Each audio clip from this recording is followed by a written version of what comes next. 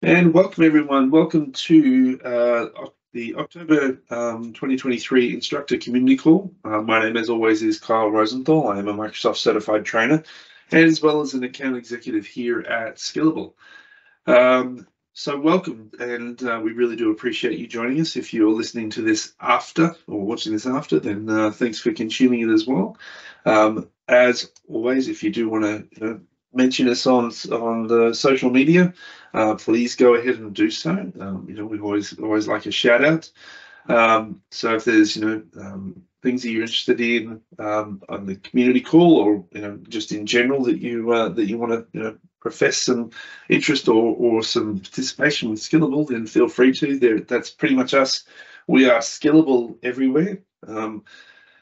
Apart from Instagram, we're Skillable Labs. So, but apart from that, you'll find us everywhere, as well as our YouTube channel as well. I just realised it's not on there, but it's, I guess it's a resource, not a social.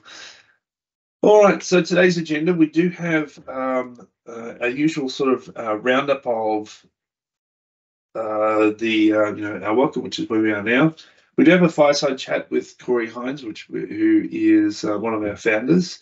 Now, I will just go ahead and say up front that Corey had a last-minute appointment that he couldn't get out of.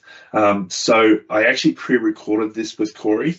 So it is a pre-record. I definitely say it's worth your while. He has committed to coming back at some point in the future, so we can do some live interaction as well. And as well as that, any questions that we might have, if you raise them, put them into the chat while we go. I'll make sure I feed that back to him, and then we'll get some answers back out as well. Then we'll do our instructor offers and some conversation and resources, what's available. All right, so a couple of updates from our for our Microsoft content. So there's some new courses that are being released this month. So in particular within there, some of the Windows Server Essentials and some of the OpenAI content that's coming. Just with the OpenAI content, if you are prepping for that, just bear in mind that you do need to create the OpenAI account ahead of time, and you need to make sure that your students are doing that as well. Yes, just be aware of that. There, as an MCT, you have you can certainly get approval to be able to do that. There is a process, and it is part of the trainer notes. So make sure that you are aware of that, and you are going to keep your head up. The other thing is to just point out the marketplace as well. The marketplace, which is where learning partners can purchase the labs for your content. So for your presentations, that sort of thing. So obviously, we've still got the content through MS Learn and that sort of thing for your presentation content, but the lab content, if you don't have a direct relationship with us, you can now access through the marketplace, as as learning partners have access to be able to do that. So we do not and we cannot sell to individuals. So just bear that in mind. So it does have to go through a learning partner. Another update is Veeam. Now, you might recall from a couple of months ago when we had Rasmus from Veeam in talking about the development of their new course. There is a new Veeam course that's been released. So that got released towards the end of last month. It's kind of had a quiet launch last month. So the main change that's happened within there, which is really exciting from a Veeam trainer perspective, is that there is now a total of 30 days access. Now, I know the Microsoft folk are like, well, hang on a second, that doesn't seem like a lot. For Veeam, previously it was a 10-day access in total. Now it's 30 days access for the students to be able to use. So that is a pretty huge change that Veeam's put into place. But it is the new product. And all new labs that have been put into place as well. So it is a pretty good course from all reports.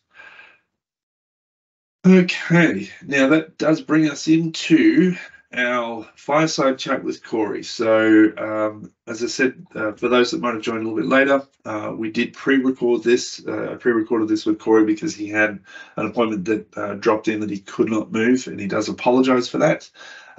But we're going to go ahead and play the video. As I said, if you have any questions, make sure that you drop them into the chat window. And I'll make sure that I grab those from Corey, grab those answers from Corey, and we'll filter those back. And so now we move on to our next segment, to our fireside chat. And this month we are joined by Corey Hines. Corey is probably well known to most of you, or certainly should be if you've had anything to do with Skillable in any way, shape or form in the past.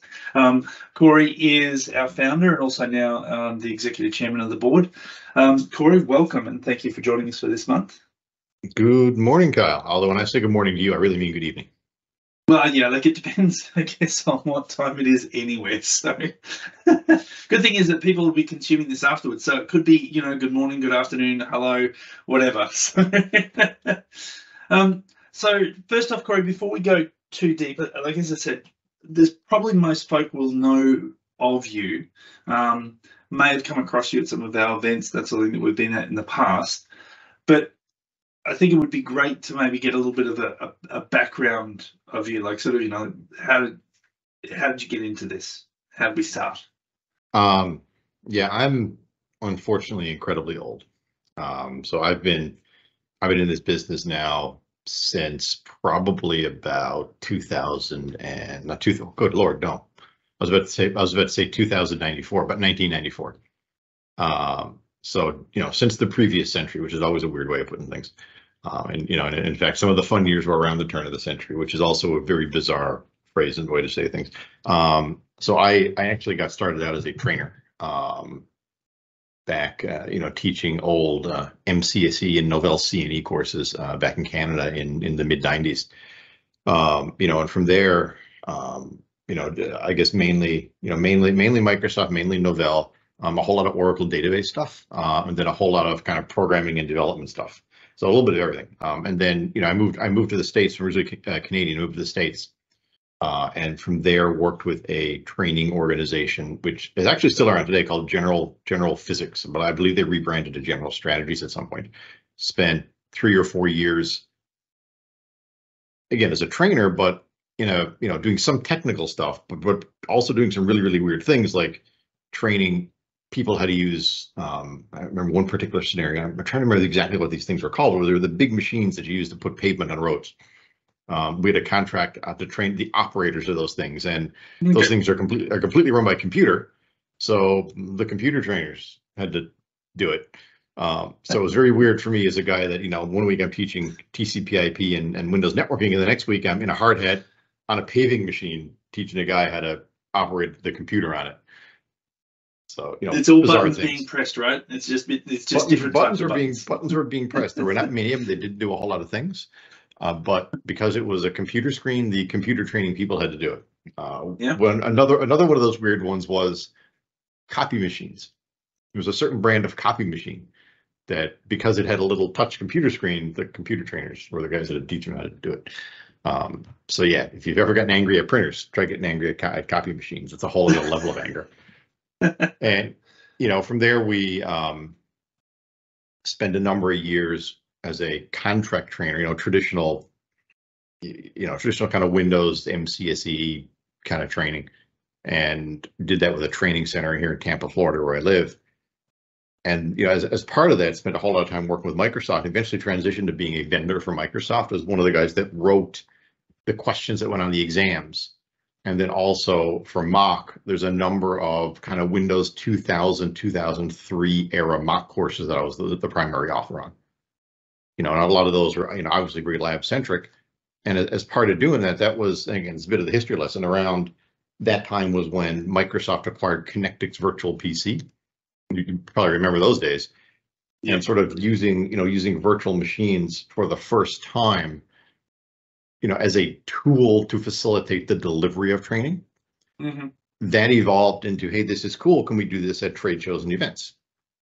So great. And I believe TechEd 2004 was one of the first, which is, ironically, that was around the time that I met you, Kyle, where we took, Connectix virtual PC and used it to build a bunch of labs to go on an event and build some menus and tools and some little bits of software behind it. It was all very sort of hacky and put together at the time, but that, kind of evolved into, Skillable today. And Skillable today, its sort of journey was, through that, did a lot of events, during the first decade of the century, 2004 up to about 2012. I met one of my current business partners, Chris Sears. He had a company that also had a labs platform, which was Lab on Demand at the time, Lab on Demand. Well, sorry, Trillian. I'm trying to think of the name of it. Trillian Technologies was their company, and so they had Lab on Demand, and so we essentially merged the companies together.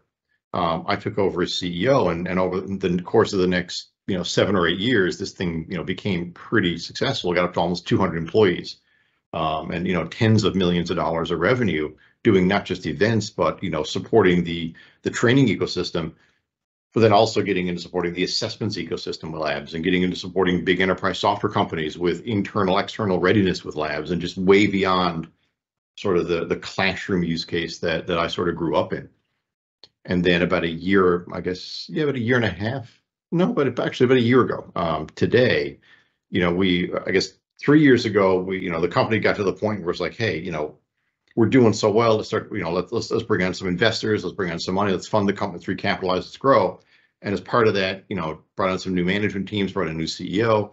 And so now I'm, I serve as our board chairman, mainly driving product strategy, our commercial strategy, and kind of, what's the evolution of labs in general, right? And what's the evolution of labs as a tool for, skills development and skills validation.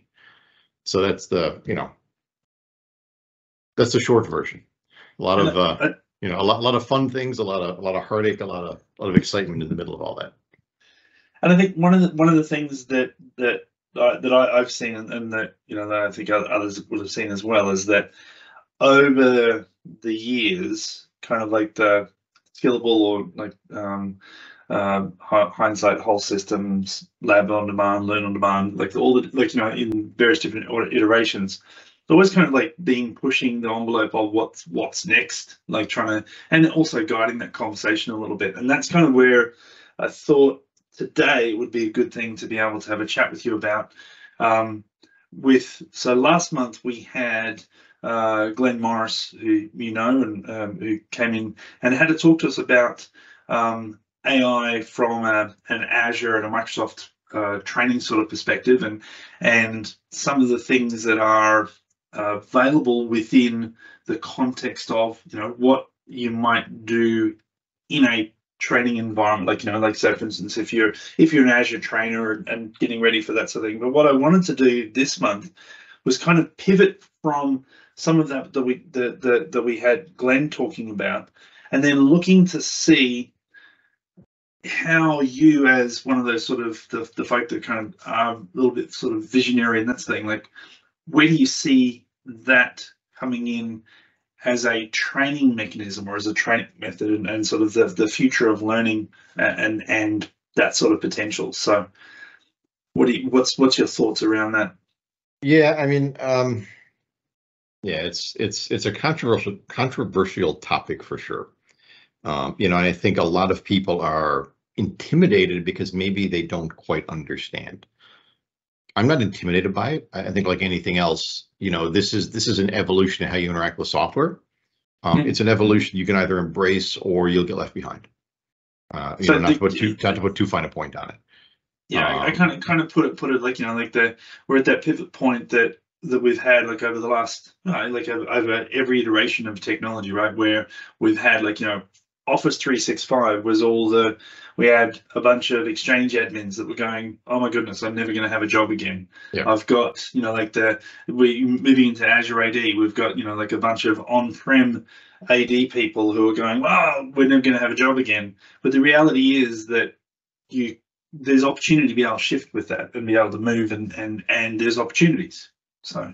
Yeah, 100%. So here's, if you want to look back at it from a historical standpoint, there's been a couple of, I think I like to use the term Concord moments in technology in the last probably 20, 25 years.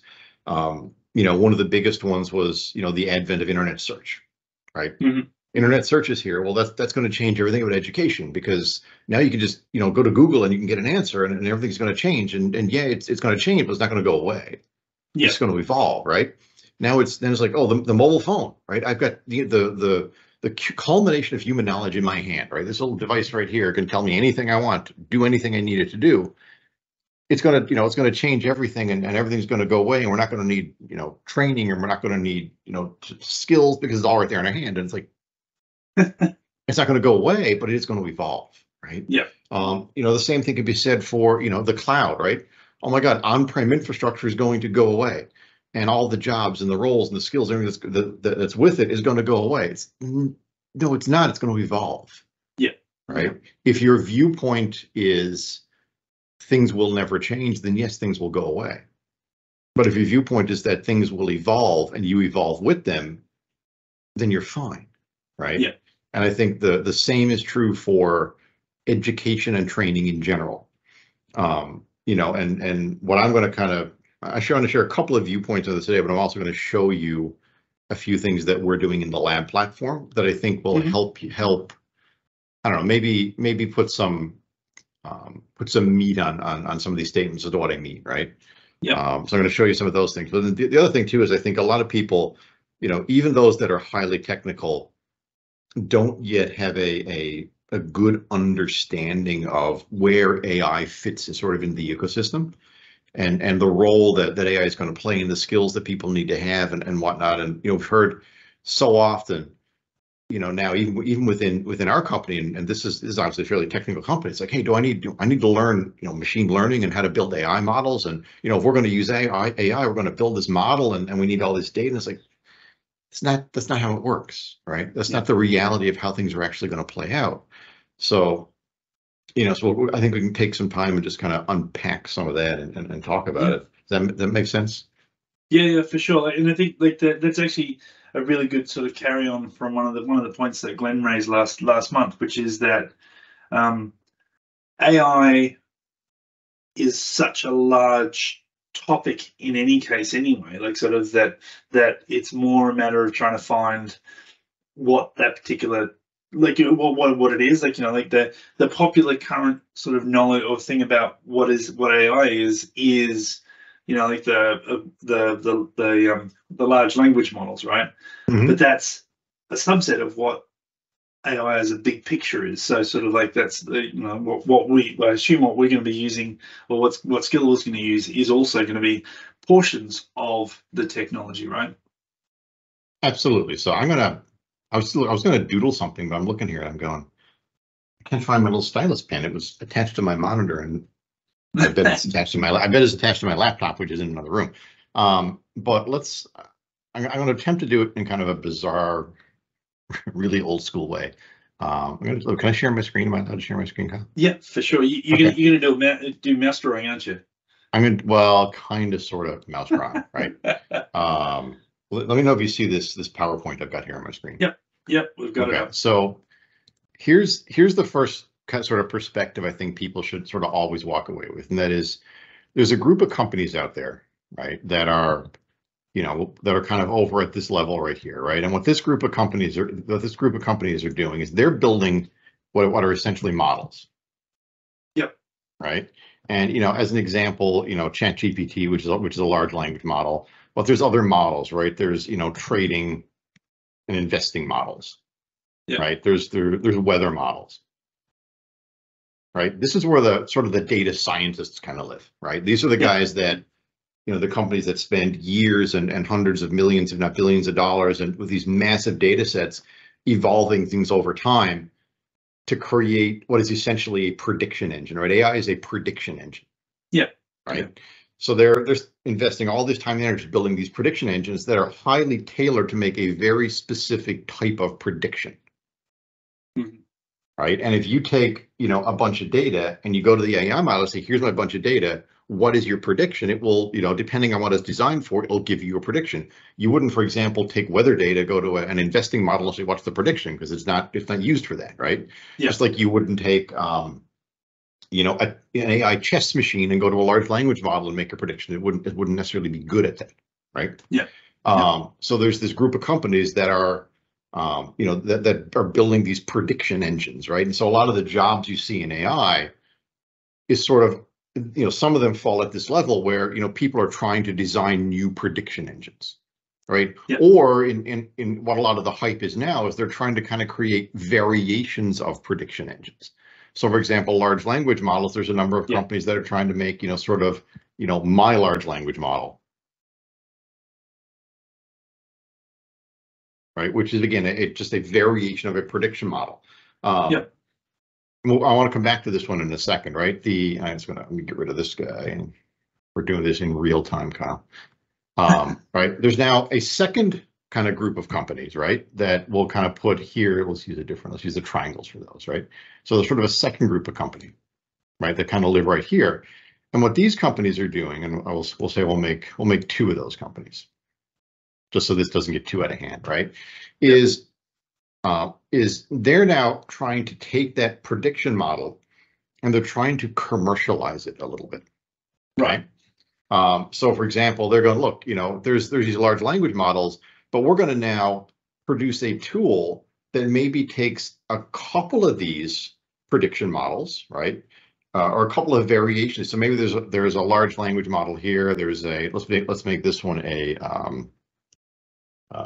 let's make a traffic model, right? And there's like a weather model down here, and so maybe this particular company down here, I may or may not do this right. All right, so they've got, they're maybe taking, 2 or 3 of these models and stitching them together, and they're creating a tool. They're usually, publishing that tool via some sort of API. Right, but maybe this is a ask me about or ask me about weather. AI tool. It's not a model; it's a tool. Right, so it's a tool that specializes in, I want to find out what the weather is going to be for my vacation when I go to, to California next week, and I can ask it, and it incorporates weather prediction AI along with large language models, maybe along with traffic, maybe along with air patterns to give you some sort of prediction. Right. So they're creating some sort of commercial tool, right? One that has been, one that I've personally worked with, recently, are these tools that allow you to detect offensive language.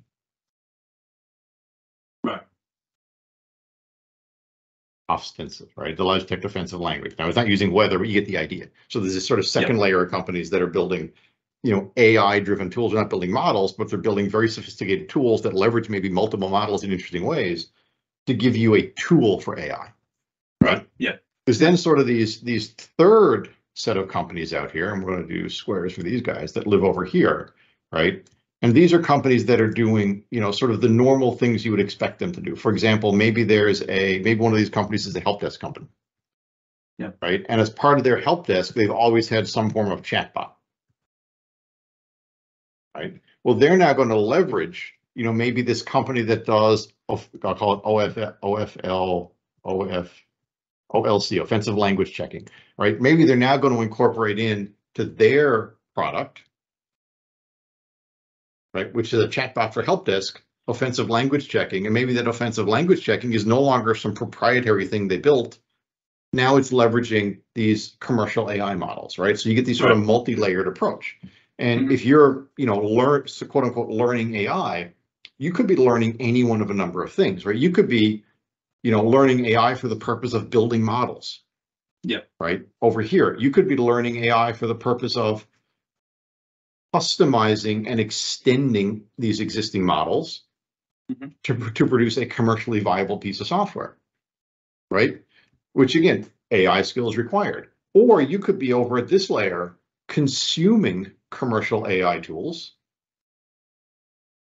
to make products better.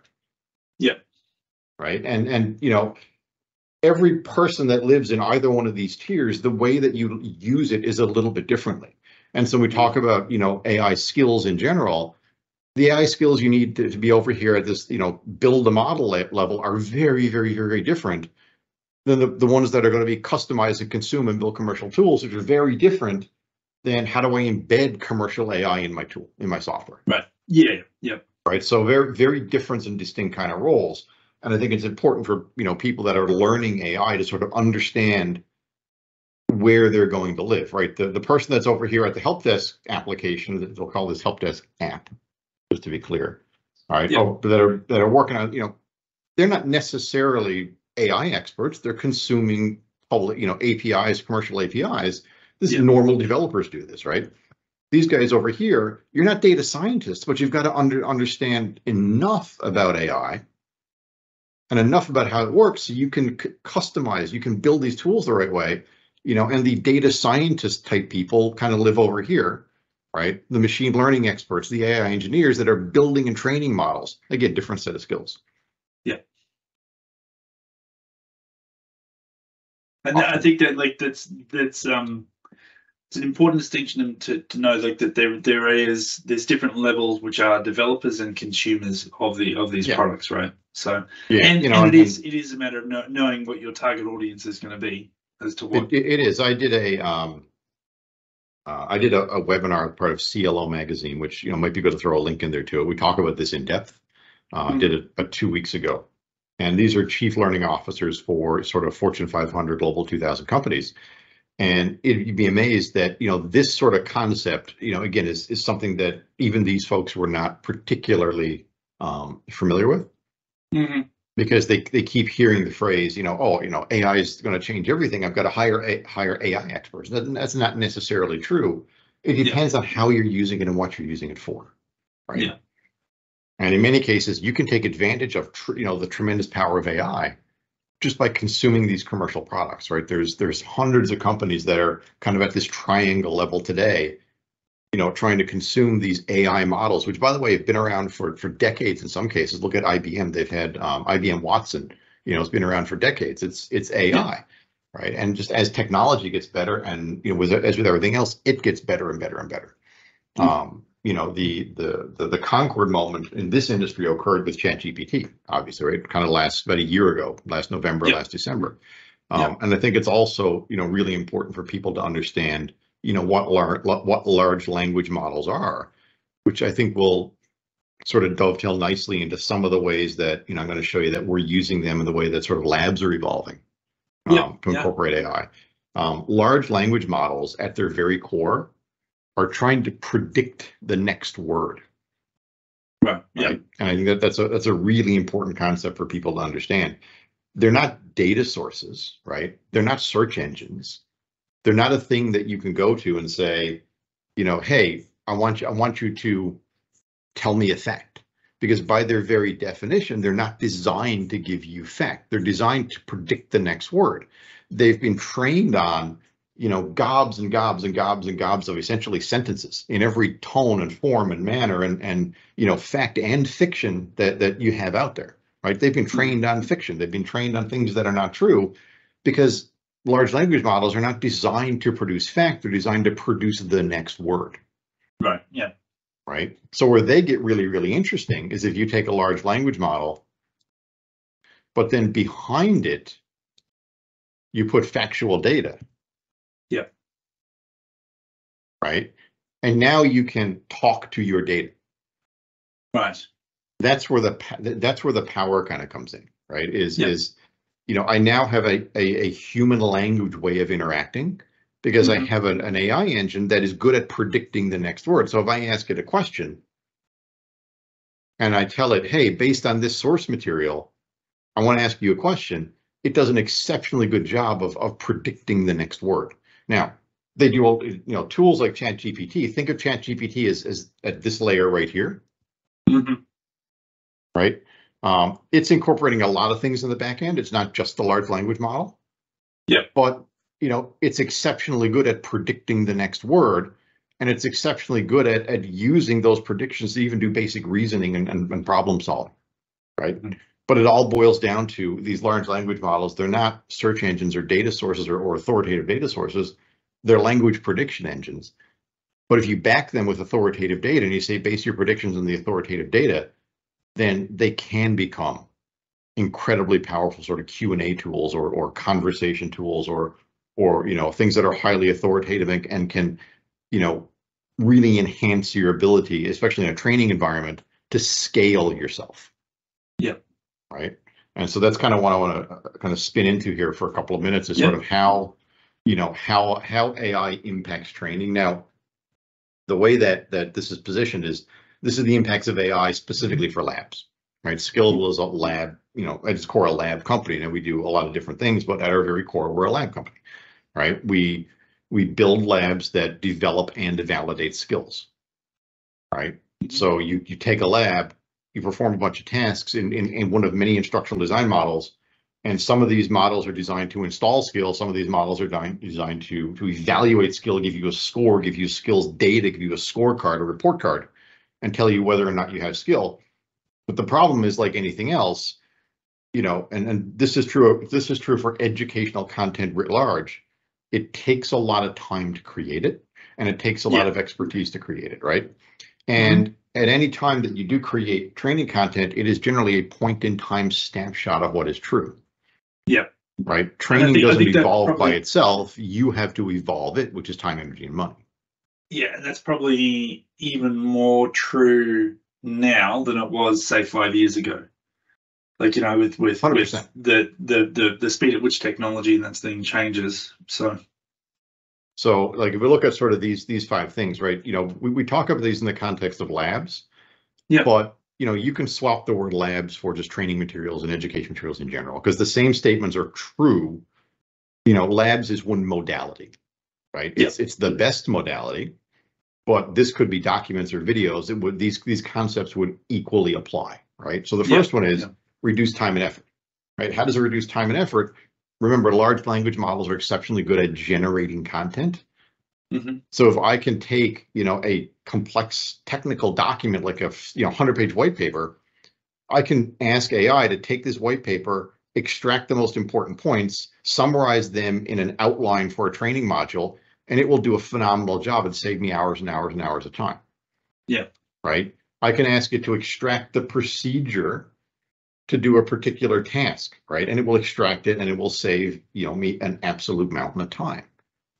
Right. So the time savings to create learning content is very, very real.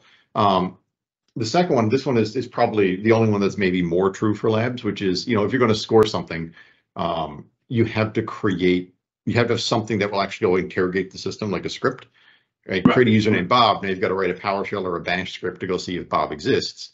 AI is exceptionally good at creating simple scripts. Yeah. But exceptionally good. And even if it gets it wrong, which, by the way, it does probably 25% of the time, it's a heck of a lot easier as an author to start with a reasonable sample than it is to start with a blank piece of paper. It gets you most of the way there, and then you have to do the final tweak. Right. And the next one is like it helps you create, highly dynamic learning experiences.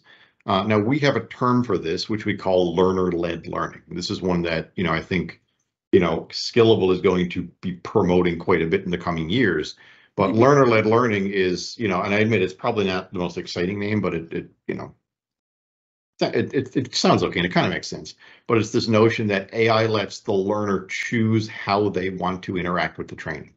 So I want to show you. I'm going to show you examples of this here at the end, and then we'll kind of see if you have questions on it.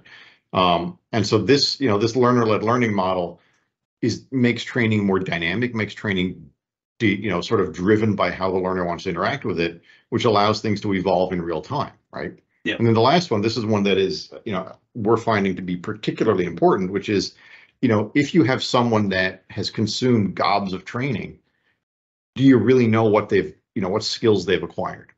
Yeah. Right. And so being able to take, for example, a job function, or being able to take the learning history for an individual, pointed at a body of training and skills validation materials, and say to AI, hey, given this person's work experience, their resume, their history, the stuff they've done, and given this job description right here, do they have the skills for the job, right? And AI is proving to be exceptionally good at parsing data about an individual, comparing that to metadata related to training activities, comparing that to a job function and telling you whether or not that person, has a high likelihood of having the skills for the job or not.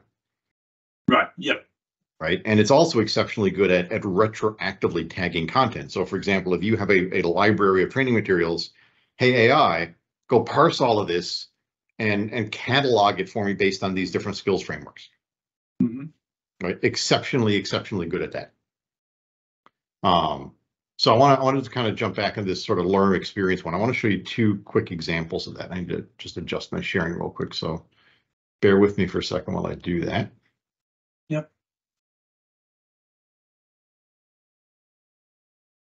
So while you do that, like I think it's important, like to note that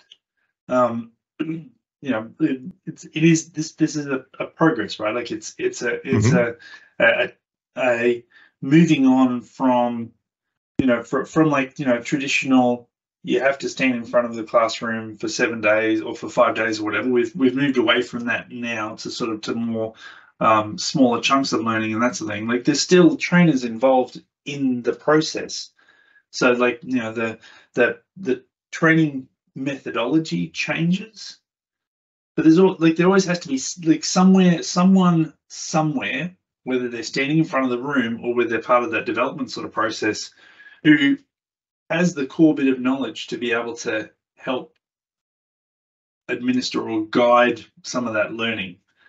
There's always going to be a place for that somewhere in the process, right? So 100%. Yeah. So there we go. So this is a little lab environment, and I want to kind of just show you as a quick example of this. And this is a pretty simple lab honestly on Microsoft Excel on doing some data analysis activities. Mm-hmm. But when we talk about this notion of learner-led learning, right, and challenge-centric learning, and this notion of embedding AI within the experience, right, this is a series of Excel tasks. And all I want to point out, this is a really simple example. I'm going to show you one that's slightly more elaborate here in a second. Yeah. Is we've got a procedure, but I haven't written out the procedure. I've simply stated what generally what you need to do. Create a function to multiply sold and unit price, determine the total revenue. Now, if I click on this, it gives me these 4 different options. This is stuff, by the way, that we've embedded in the platform, right? And will begin to turn up in labs that are on the Skillable platform over the next, kind of couple of quarters. There's still a lot of work we're doing on the back end to make this something that we're comfortable scaling, because believe it or not, a lot of the customers that consume content, there's still a fear of AI. Oh yeah. Right. So it's not like you can just kind of throw it out there. There's stuff you've got to go through. And then say, look, create a function of multiple. I don't know how to do that. Can you teach me how to do that? And this is using some very, very highly tailored prompt engineering. Yeah. Asking AI to act as an instructor, pointing at Excel documentation, saying, hey, here's a bunch of documentation. Teach this guy or this girl or whoever how to do this. And so it comes back with what an instructor might say. Yeah.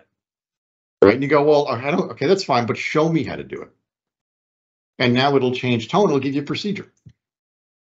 Right. Right. Or, okay, that's great, but I want to learn more. Find me some resources. Then it'll go out and it'll go, okay, here's some resources that maybe you want to watch. Mm-hmm. So as a learner, I drive the experience. And if I know how to do it, I just do it and go. Yep. Yeah. So I can choose the most efficient path to get through all of these things, until I get stuck on something. And then I can maybe, I don't know how to ungroup and clear. Oh, okay, that's how I do it. Yeah. So if you think of this from 2 viewpoints, think of this from the viewpoint of the author. You're not writing procedures. You're not writing steps, right? You're simply saying you're doing what you do as an instructor, which is designing the educational piece of things. Yeah. And then letting AI handle the dirty work of, let me write the procedure. Yeah. Right. If I had a dollar for all the hours spent, writing mock labs, QAing mock labs to make sure that every single UI reference was exactly correct. And whether you were clicking on things or clicking in things.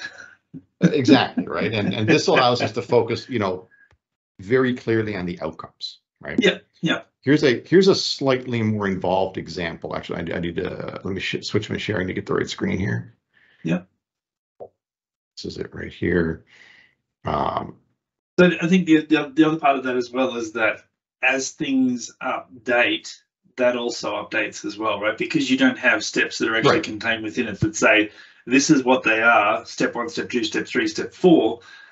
Then if the UI changes, then those steps also change with it, as long as you're pointing to the right data. Yep. So this is another one, and I will say full disclaimer, this is one I've been playing with, so I may have broken something in here. I haven't checked, but I'm gonna give it make an experiment anyway. So this is here, like, this is again like a traditional sort of mock style, right, or what folks might be used to, like Microsoft Field Curriculum style kind of lab. Yeah.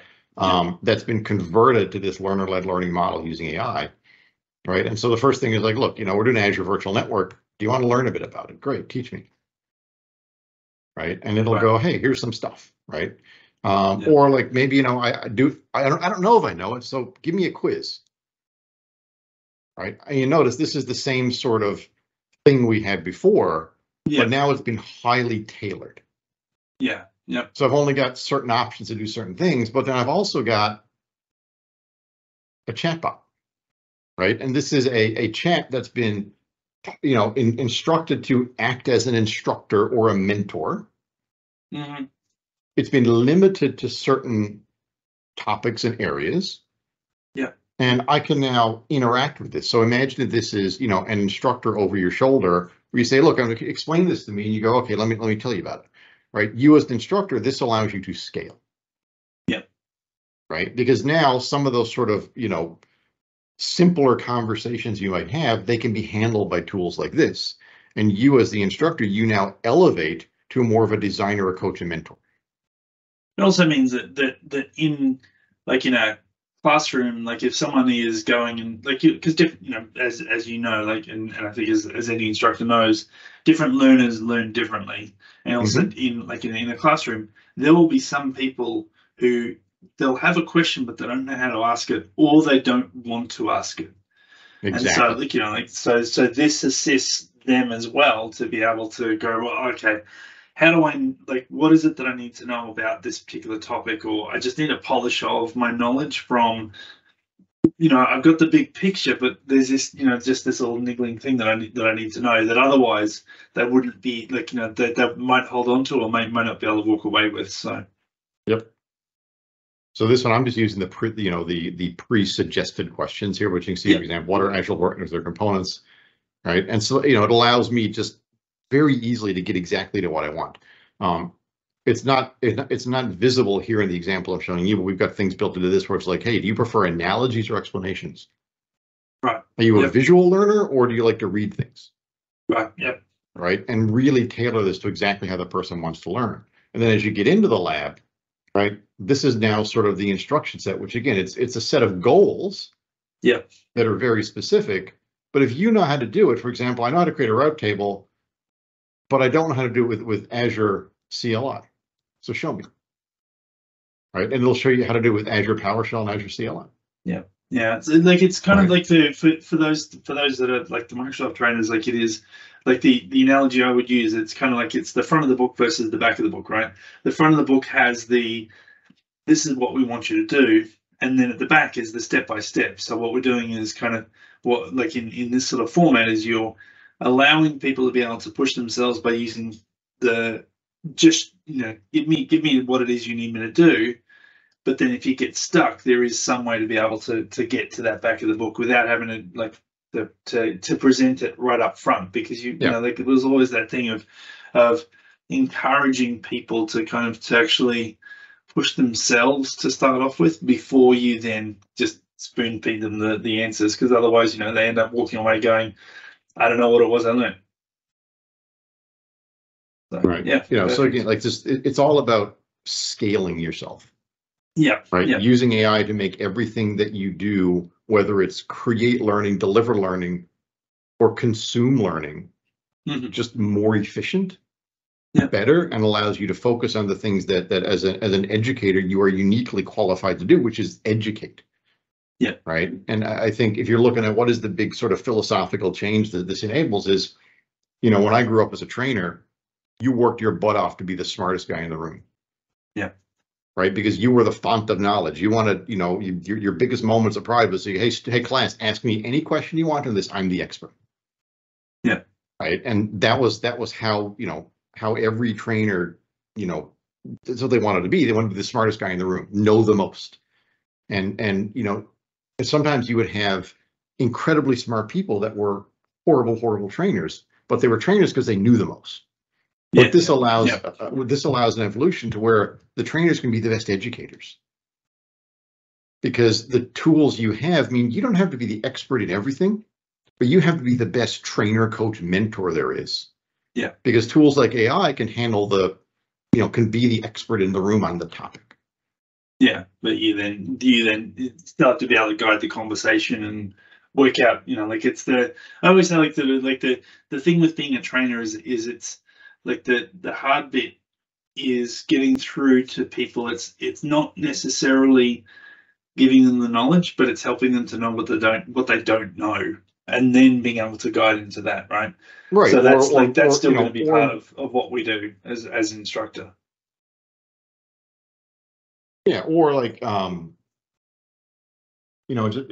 just focus on the things they're good at, right? Your job as an instructor is not to be the expert, it's to help people learn. Yeah. Right. So focus on doing things that help people learn. Right. Mm-hmm. Well, where do I go next? What should I study if I want to have a career in this? How do I recognize the difference in styles, the way people consume, but be the educator, not the expert. Yeah. Okay. Well, that's I think that's we've probably taken up all the time that we've got for this one, but I think it's one of those things that I think is like, if you're up to it, we'll have you back again sometime in the future. Anytime at all. To further educate and guide us. So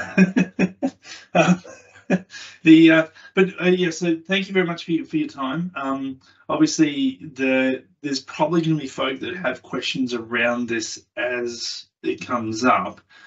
We might do some collation of some of those and see if we can feed those, but I'll feed those back through to you.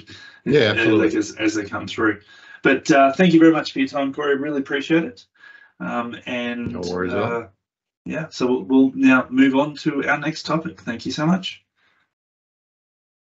Okay, so hopefully there was some good content that you got out of that from the content with Corey.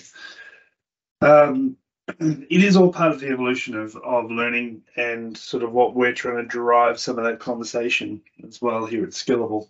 So certainly if you're interested, if there's things that you want to ask about, if there's things you want to participate, then please feel free to reach out and start being part of that conversation and ideas and that sort of thing that you might want to drive forward. The main thing that I kind of got out of that conversation with Corey was that this is not a threat to what we do as trainers, right? It's an addition to what we do as trainers. It gives us the ability to be able to scale a lot more than, say, for instance, what we would do as the modality of training actually changes. So it'll be interesting to see how this all sort of shakes out over the next few years. But it is an interesting thing to kind of to take in.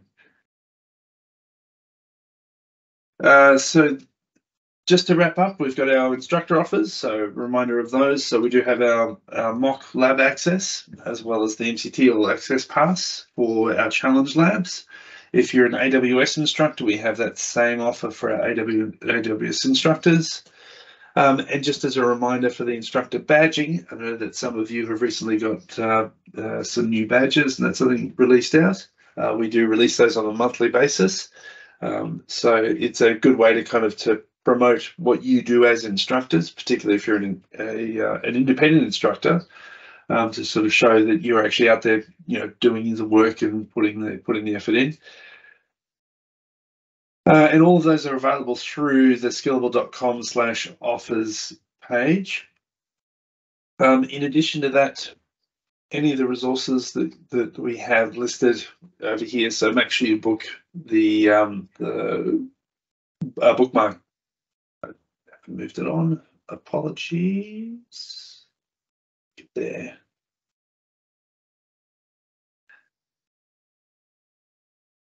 Kristen's put in the links for the marketplace as well as for the instructor recognition and the instructor dashboard page. And also for our connection. So if you want to connect with us, some of our pages, in particular, go to the YouTube page as well. If there's any previous sessions that we've done, will be in there, as well as other sessions for, say, for some of our lab developer content, our operations manager content, that sort of thing, is also contained within there as well.